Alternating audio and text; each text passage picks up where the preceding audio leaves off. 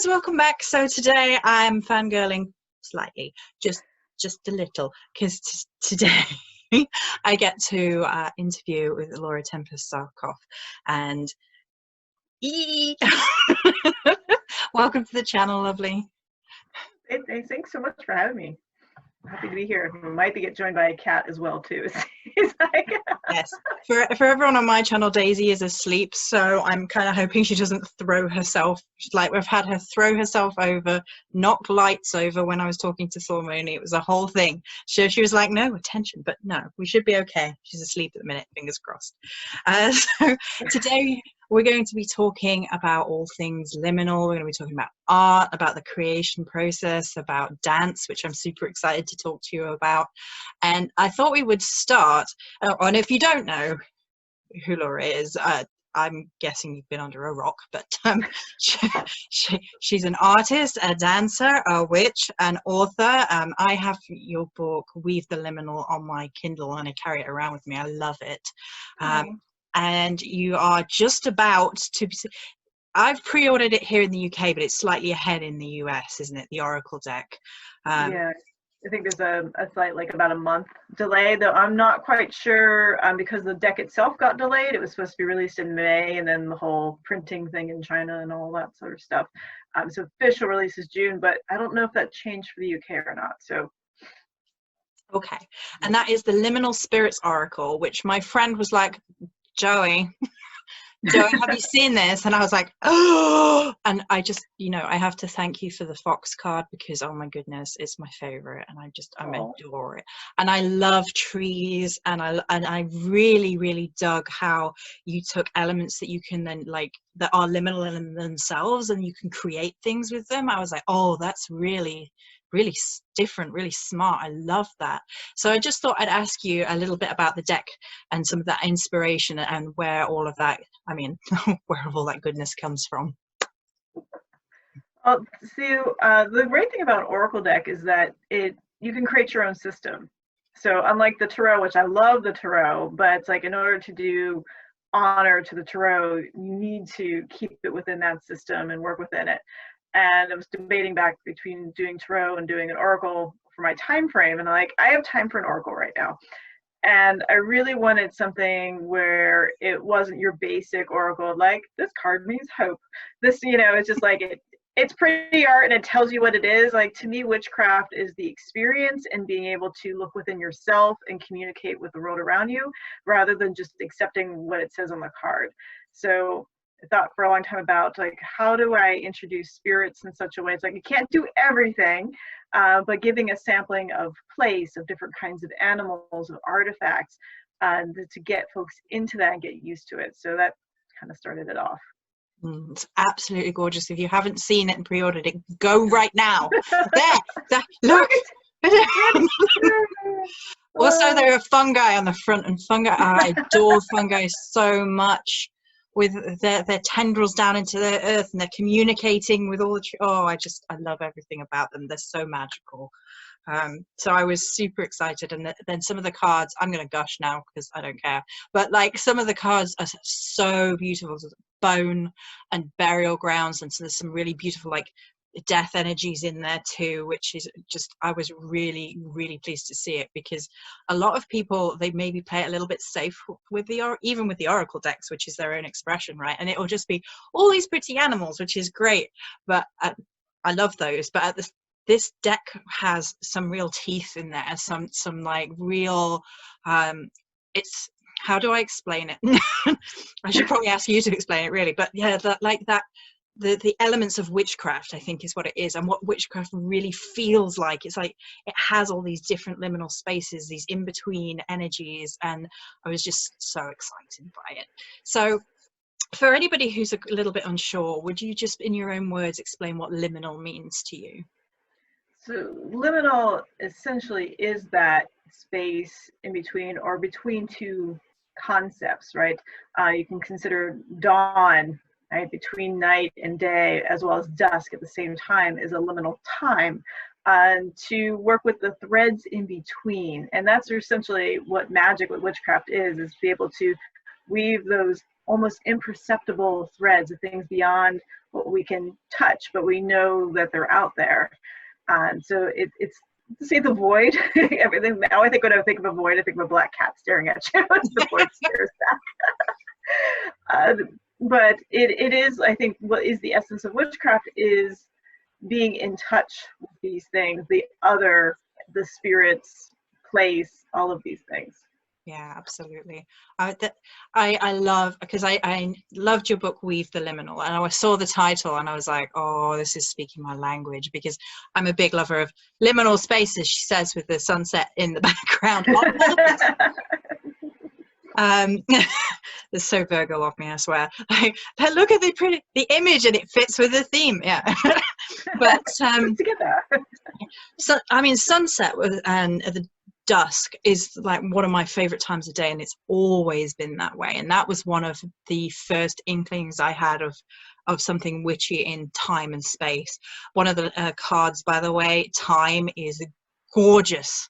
For you can nip on Twitter, and you've shared them on Twitter, haven't you, the art pictures? And there's a flip through on the YouTube channel as well, I believe. Yeah, on YouTube and Instagram. I think I've just linked things on Twitter. I'm not, like, I've been on Twitter since 2007, and I'm still like, oh yeah, how's this work? keep doing updates. Oh, it's more than 144 characters now. Yeah. I'm more comfortable on Instagram myself, because I can tell a story much better with an image than I can with like my little tweet. I'm just like, what do I say in this short amount of time? But they're absolutely gorgeous. I can't wait for my copy, and just go order one, guys. Just seriously support artists, support this beautiful work. Also, I really want to mention that you have put out these images of this idea, and I love this idea about the artwork that goes around the candles. Yes. And that's a new thing you've done, and I've not seen that before, and I was like, wow, that's really smart. So you just want to quickly tell people about that? Sure. So I've been doing art on candles for a while, which is, you know, the traditional glass. Usually I choose white because that way anybody can use it and apply their attention. So putting the art on there, it's great, but it's only really good for, you know, festivals and events. Like, to ship a glass, yeah, it's messy, it's expensive, and you know, I know our postal service is sort of like, oh, fragile, drop kick that thing. And so I was really kind of debating, like, I have all this stuff ready for festivals, and of course with the pandemic, everything's not happening, and people are like, well, we really need your candles though. So I had a friend who she started doing some of her art on there. I'm like, oh, you found somebody who's doing good quality labels, because I was looking everywhere, and it's like, you need 1,000 of this. I'm like, I have dozens of images, I can't have a backstack of 1,000. So she shared with me an excellent printer that does vinyl, full color, really high quality, and still affordable, so that I can do small quantities and share with people more art, rather than be like, here's the one label that I could afford. And are you shipping those out like labels that people then can get the label in the post, and they can put it around their own candle? Yeah. Yes. Yeah. People wrap it. Someone actually shared. They put them around a vase.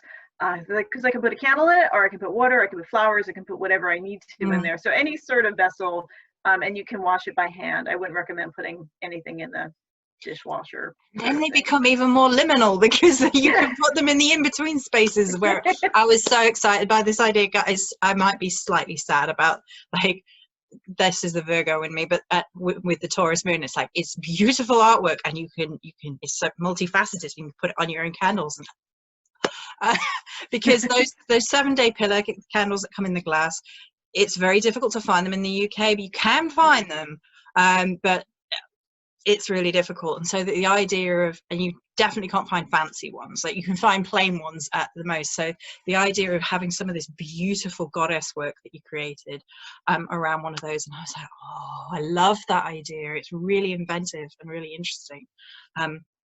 And some of the images that you created for that are really gorgeous. The bee, is it the bee goddess? The queen bee is what her title is. Actually, I have a set of prints that I've been working on behind me, so I'm just gonna like whip out, like, this is my studio. So for people who are like, what is the image? So they can see. It's so beautiful. That. So yes, so she's been done on a candle, and this is actually almost the size of the original.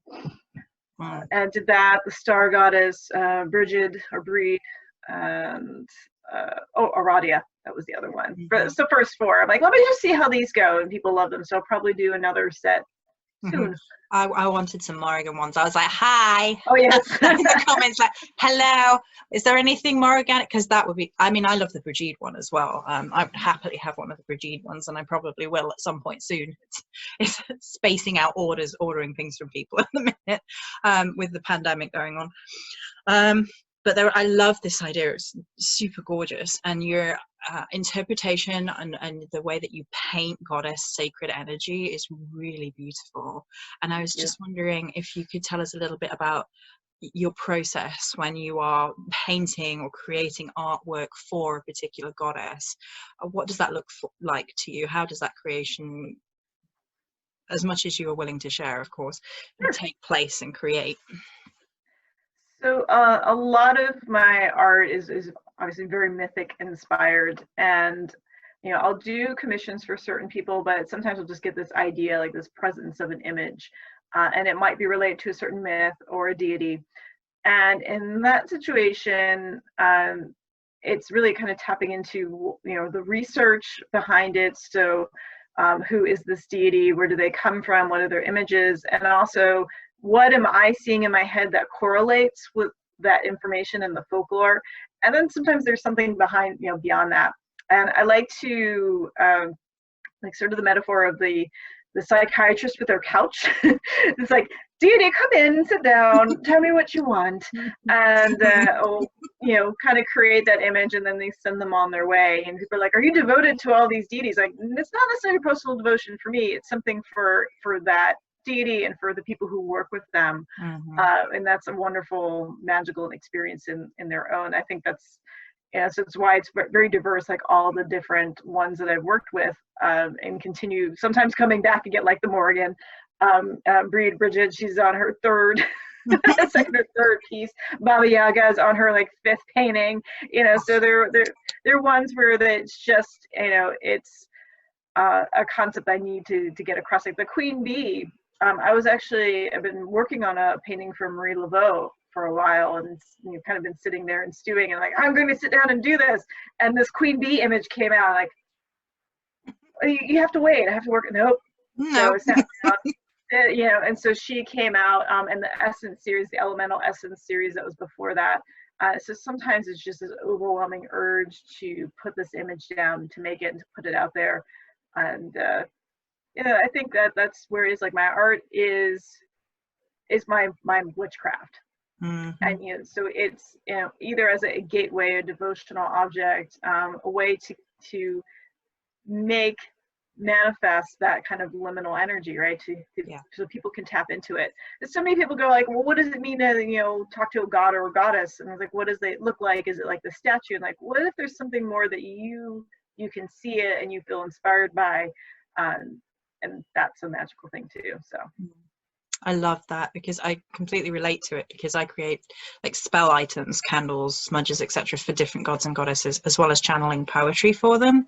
And I have also had people be like, oh, well, how can you work with this goddess, that god? I'm like, that's not exactly how it works. It's like you get these glimmers of devotion, and it's not necessarily about me. It's about tapping into that energy, providing the words, and putting them out there, and they are not necessarily for me. I'm channeling them through me, but it doesn't mean that they're necessarily for me. And I love that that's how the artwork is created too. And it's kind of, again, it's very, very much witchcraft. It's stepping into those in-between spaces and tapping into those divine energies and creating an idea of what deity might look like, or representing their emotions, their stories through artwork. I love that. That's great. So something else I really wanted to chat to you about, which was on your website, was talking about dance. And and I was like, oh, this is exciting, because not too many, some people talk about dance a little bit, but not really as sort of, again, as a weaving of liminal energy and being sacred.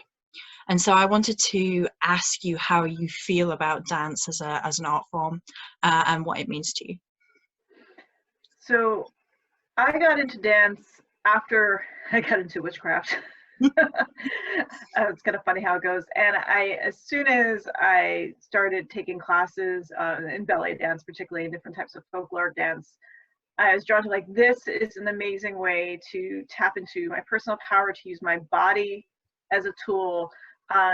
You know, especially coming from a more Abrahamic background where like, you know, like I was bored to death in church, you know, like this is not only is this patriarchal nonsense, you know, and that the body is bad and all this. I'm like, I don't believe any of this.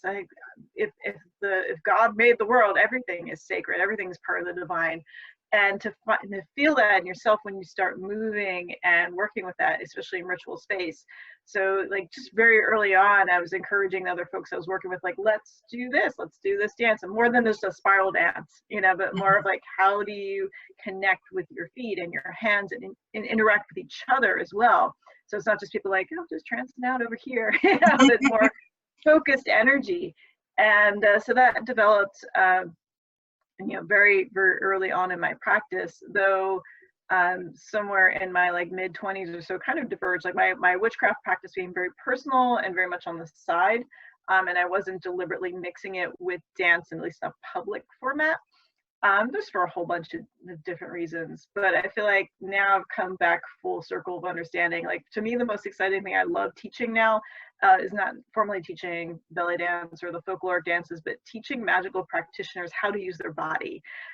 Then like this is what the whole journey is for, is, you know, you get through all of the stuff and the shiny things, and you come back to anybody, any gender and non-gender, no, regardless what age you are, what kind of practice, your body's there. And regardless of ability, you know, even if it's just moving your hands or learning to move your head in a certain way, it can be incredibly powerful and healing for people as well. I love that. I've just started belly dancing myself this month. I had decided that it was something that I'd been interested in for a while, and I was like, well, I'll just watch some videos, and I'll just some instructional videos on YouTube and start that way a little bit. And I really love it, and there's something very divine about it. A lot of that movement feels quite serpentine, so that immediately makes me think, you know, Lilith and Eve, and like overthrowing a little bit of that patriarchal nonsense that we touched on, because there is something very liberating about the body and really getting back in touch with that, because I think there is that divergence where in a lot of spiritual contexts, even in the, you know, pagan circles, where it's almost like it's been removed from the body, and it's not as virulent maybe in pagan communities as it is in others, but there is still like this spiritual concepts outside and then the body, whereas the two are fused. There is no separation. The body is your vessel for your spiritual experience, and everything is tactile and tangible. So absolutely, I love that. What would you say to somebody who is maybe feeling ashamed of their body? Do you feel like dance, regardless of what kind of dance, it could help them with that? Yes. You know, so much of how we often feel about our bodies is because of what we're seeing in the mirror and what, you know, society is telling us is acceptable. At the same time that society is like vilifying everything about your body, at the same time it's like, you should look like this, but if you look like this, you're a bad person. Like, what does that mean? And I always stress to my students, it's like, it's not so much what it looks like, but what does it feel like? And so the things that we often start with is like just feeling your feet touching the ground, and how, you know, you can move your weight back and forth from foot to foot and the different parts of your feet, you know, and just getting caught up into that sensation and the tactility of it, and then moving it up through the body. And, you know, it's like a little by little you learn to enjoy it and love your body in different ways. Rather than being like, oh, this is how it's supposed to look. Like, just take out the mirrors. Don't don't also look down. Like, this is like, you know, the body's design's cruelest joke is looking down at yourself. Like, nobody really looks good this angle down. You know, it's like, it's not supposed to be. It's not great.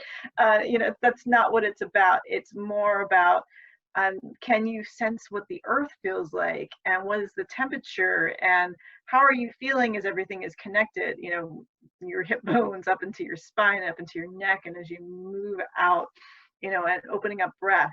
And I think that can help you tap into being more appreciative and be more of awe. That's the other thing, is like, if you are able to divorce those concepts that your body is ugly in some way, that it's too fat, it's too thin, it's all too whatever it is, and go, wow, this is an amazing thing, and this is my vessel. You know, and there's no wait until later so that you're in better shape to do it. It's like, now, this is the moment. This is witchcraft. Do it now. It's immediate. And tapping into that. Yeah. So what do you think is the biggest lesson of the tie between witchcraft and dance that you would like to, you know, get across to other people? All the things. All the It is. You are part of the universe. It's your power, right? I think that we often have a hard time in our heads of saying, oh, if I light this candle, is it really affecting the world around me? You know, if I'm doing this, I say this thing. Like, there's so much of our heads involved, but when you have mind, body, and spirit combined, and you can feel the physical change go through it, if you're dancing with somebody else, even if it's on Zoom, like, you know, I can teach, you know, classes across that, and you can, everybody reaches out, like, you feel that, and that shuts off the part of your brain that's overthinking and gets the emotional response, which gets the physical response. So feeling that power that is yours to work with, that's the basis right there. Absolutely. One of the things that I would suggest for people, if you're struggling to let go, especially if, you know, that shadow, that monkey mind is like, oh no, you can't do this, you look stupid, me, right? So that's the physical representation of the shadow, apparently. I like that. Right? Sock puppets. Make them sock puppets. It makes them way less like serious, and then you just laugh it off. But one of the ways that helps me is almost if you can take it into a devotional space. So you think of it as moving your body in offering, in honoring, working with spirits, working with deity, moving with the energy of spirits and things. And if you take that to a liminal space, there's all sorts of really interesting things you can do. So maybe you take the essence of what it would be like to be water into your ritual space, and then how would you move your body if you were at one with the spirit of water, and how would that differ to the spirit of earth? And like you can after a while you can start to feel your body making it manifest. So you will start to feel slightly heavier for earth and lighter for air, and it is this strangest, most amazing experience of making something very tactile, very real. And so that's how I would suggest maybe overcoming the shame a little bit when it comes to moving the body. I know a lot of us have body hang-ups for all sorts of reasons. Yes. It's also a great way to cast a circle, you know, instead of, you know, it's one of the basic things I teach actually in performance, is owning your space, is to go through the elements and to start with breath. You know, instead of getting into watchtowers and directions and whatever, like all the elements exist in all of the places at once, but you start with that breath and you think about igniting that spirit with fire, and you feel the fluidity of water and the solidity of earth, and then combining it with spirit above and below. You know, that takes a minute. Like, you can get that done in a minute and feel like you are in sacred space and connected. Absolutely. I love that. I threw out the idea of watchtowers quite early on, and I work with trees instead. So I like to have all of that element within ritual space as well. And I have like big guardian trees in the corners and river move through the middle, usually things of that nature, and all that element of energy within the ritual space. So I love that. So creativity as an energy, as a process, I think has been like one of the most important energies for me personally when it comes to what the world is going through right now with the lockdown pandemic situation. Has that been the case for you? It's kind of I feel like I'm also in a liminal space right now, because mainly being an artist, being an author, I work from home except for when we travel to do festivals and teaching. And every time I see a crisis of some sort, I feel like art is the answer to that, to tap into it so people feel revived, inspired, be able to get through it instead of kind of sinking down into it. It's part of why the sigils are, I think, so important in the shared magic sense, starting going all the way back to 2016 with the power sigil. And people being able to listen to music and be transported, to read writing and stories. Like the art is why we're alive. You know, this is what's made humans the amazing thing that they are through thousands upon thousands of years. And I think right now many people are seeing the value of art and creativity, rather than like putting it as a thing on the shelf that's separate. Like, it's not separate from us, it's also integral. Where's the easiest place for people to find your sigils if they don't know? I mean, I know you have your book. I think I know the answer anyway, but I thought I would ask just to be absolutely 100% sure. So if people are looking for those sigils to help them, where can they find those? Most of the sigils within all the information right now are easiest to find on my Pathos blog, which is a modern traditional witch. I'm right now revamping sigilwitchery.com, so that will also be a new resource.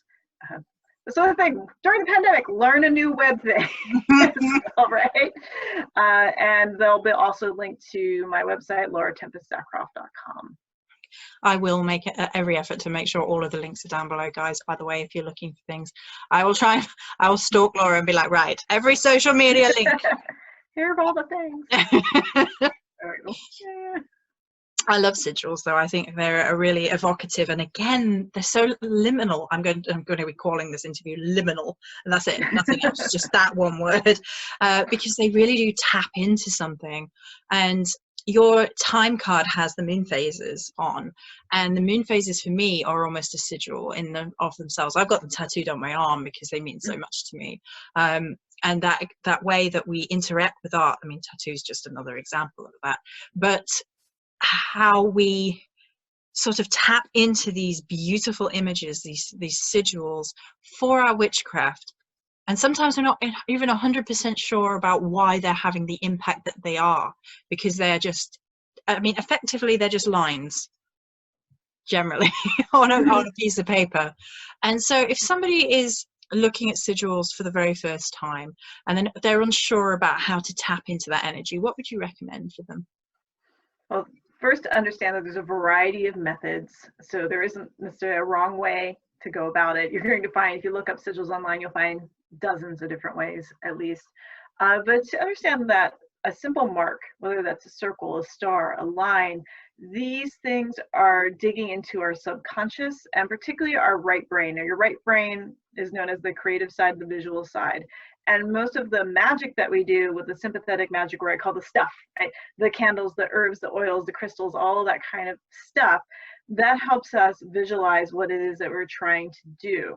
So sigils are kind of like the most succinct, most simple way that you can condense all that down without having the stuff. All you need is a pen or some sort of writing implement and something to write on. It could be your finger in the sand on a beach. It can be a pen that you acquired from the bank, wildcrafted from the bank and cleaned it, you know, and a receipt, you know, from the gas station or whatever. And that's all you need. Like, it's because it's you. It's the essences, again, it's coming through you, not this outside influence.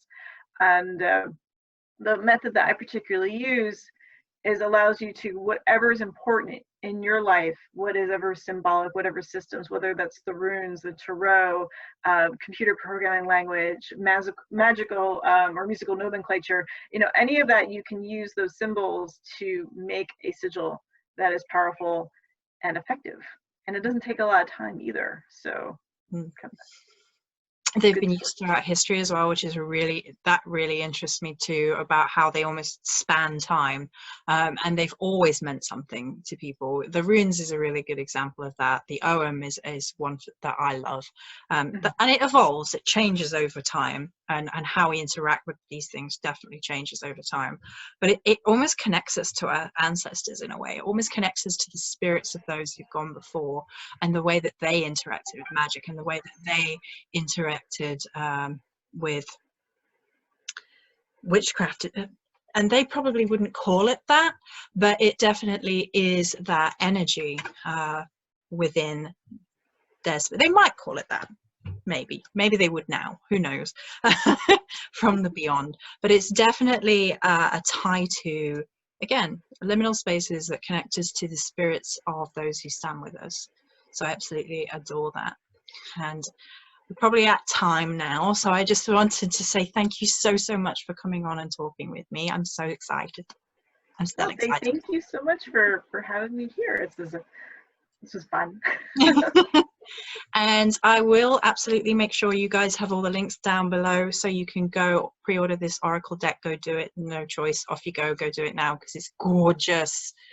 And you're missing out if you don't. Like, some of the images. Cave. Oh my goodness, I forgot to mention Cave. Cave blew me away. I was like, oh, that's beautiful. And I'm a big fan of caves as well. So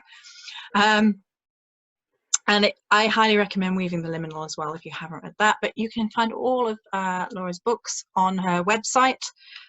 Is that the best place to find all of your work, just to go head over to the main website?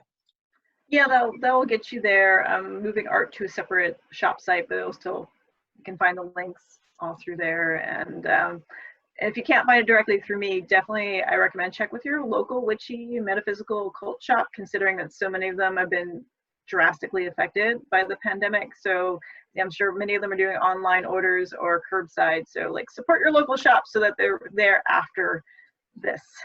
Yeah, I know that I saw Weaving the Liminal in the Cat and Cauldron before the pandemic, and I was like, that's really exciting, because the Cat and the Cauldron in Glastonbury, by the way, guys, it unfortunately has shut down. But before it did, it was the weirdest, kookiest, most eclectic collection of all sorts of things, from taxidermy to books that were really old and obscure, to some of the more modern stuff. And when I saw Weaving the Liminal in there, I was like, that is awesome.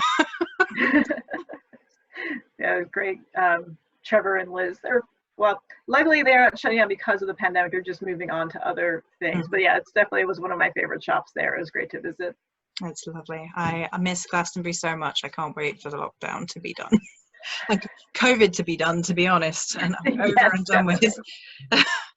So thank you so much once again, and I will chat to you guys very soon. We've got some more interviews coming in the weeks, and thank you for showing up, guys. I know these have been helpful for you, and that's why we should continue to do them, to support you guys out in the community.